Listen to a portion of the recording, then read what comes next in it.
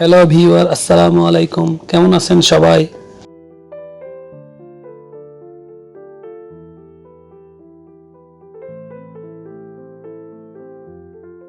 MS Excel FB function ব্যবহার করে কিভাবে ফিউজার ভ্যালু ক্যালকুলেট করবেন।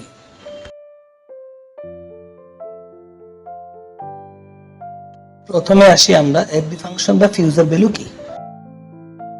ফিউজার ভ্যালু হলো এক্সেলের একটি ফাইন্যান্সিয়াল ফাংশন, যা একটি নির্দিষ্ট সুদের হারের উপর ভিত্তি করে একটি বিনিয়োগের ভবিষ্যৎ মূল্য হিসাব করে। ধরি 10% হার সুদে প্রতি মাসে 5,000 টাকা জমা করে 5 বছরের জন্য একটি ডিপিএস করলাম। 5 বছর পর কত টাকা পাওয়া যাবে সেটা আমরা এফবি ফাংশন ব্যবহার করে ক্যালকুলেট করব।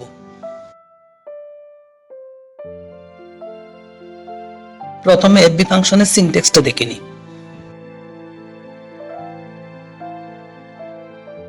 এটার জন্য লাগবে রেট, এনপার, পিএমটি, পিবি এবং টাইপ।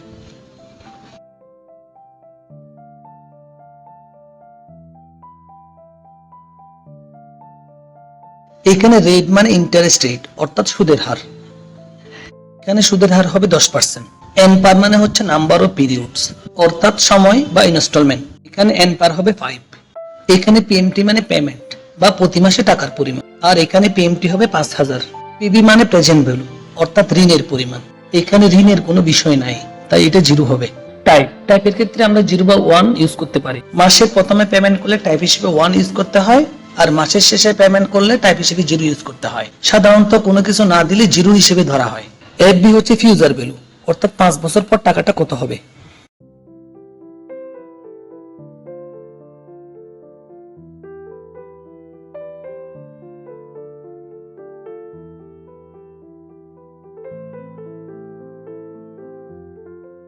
ইন্টারেস্ট রেট এটা হচ্ছে 10%।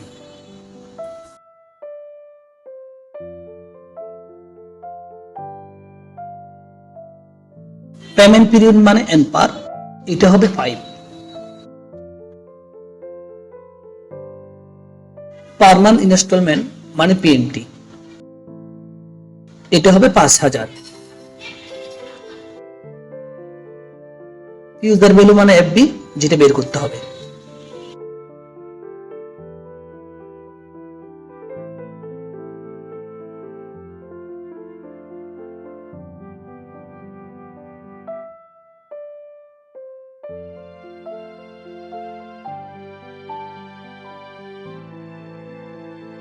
প্রথমে টাইপ করি ইকুয়াল এফবি, এরপর ফার্স্ট ব্র্যাকেট শুরু করি। প্রথমে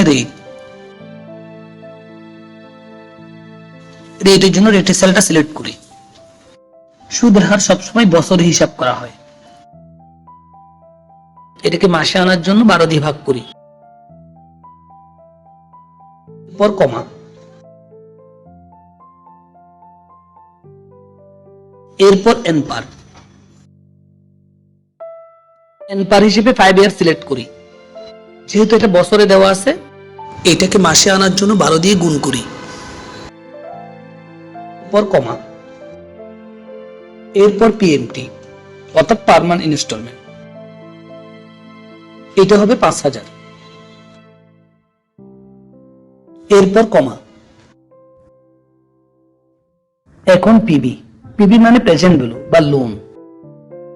এখানে কোনো লোন নাই, তাই এটা 0 হবে, এরপর কমা। এখন টাইপ, টাইপ হিসেবে 1 ইউজ করি অর্থাৎ পেমেন্ট হবে মাসের শুরুতে।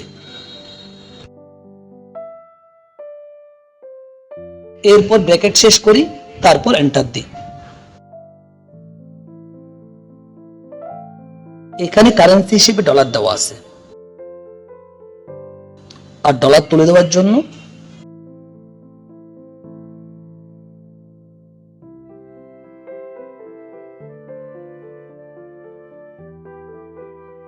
নান করি।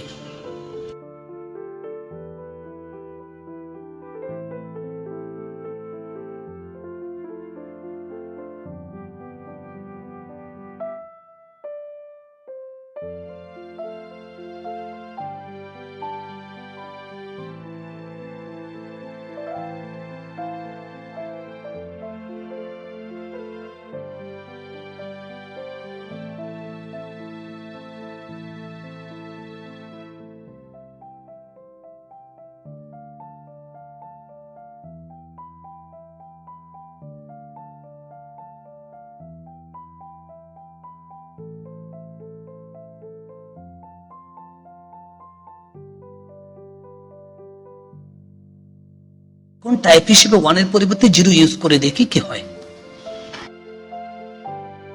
এখানে দেখতে পাচ্ছি মাসের শেষে পেমেন্ট করলে ফিউচার ভ্যালুটা কিছুটা কম হবে। এবার এফডিআর ক্যালকুলেট করি। ধরে 8% হার সুদে 5 বছরের জন্য 10 লাখ টাকার একটা এফডিআর করা হলো। 5 বছর পর কত টাকা পাওয়া যাবে সেটা এফবি ফাংশন ইউজ করে ক্যালকুলেট করব। এখানে রেট হবে 8%, এনপার হবে 5 বছর, পিএমটি হবে 0, পিবি অর্থাৎ টোটাল জমার পরিমাণ 10 লাখ। এরপর টাইম, এখানে মাসের শুরু বা শেষে পেমেন্ট বলতে কিছু নাই, তাই 0 বা 1 যাই ইউজ করে না কেন মানে কোনো পরিবর্তন হবে না। এফবি বা ফিউচার ভ্যালু অর্থাৎ 5 বছর পর টাকাটা কত হবে।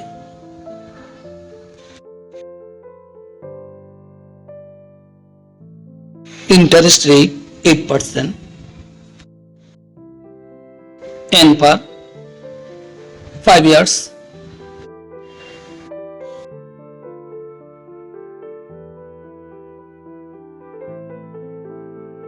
প্রেজেন্ট ভ্যালু বা পিবি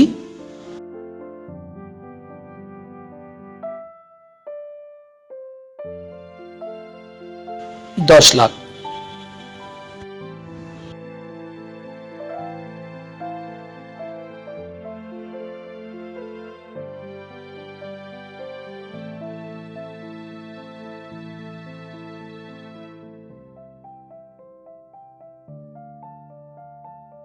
প্রথমে টাইপ করি ইকুয়াল এফবি, এরপর ফার্স্ট ব্র্যাকেট শুরু করি, রেট, রেটের জন্য রেটের ঘরটা সিলেক্ট করি, এরপর কমা, এরপর এনপার, এনপারের জন্য 5 years সিলেক্ট করি, আবার কমা, এখন পিএমটি, পিএমটির ক্ষেত্রে হবে 0, এরপর কমা,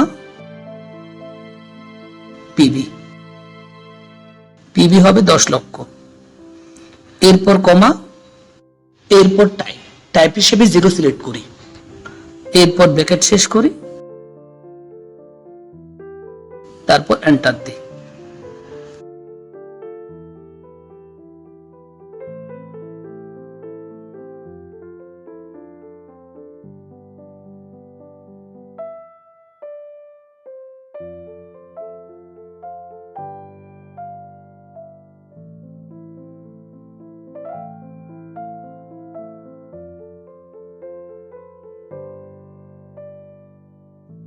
টাইপের ক্ষেত্রে 0 পরিবর্তে 1 ইউজ করে দেখি মানের কোনো পরিবর্তন হয় কিনা।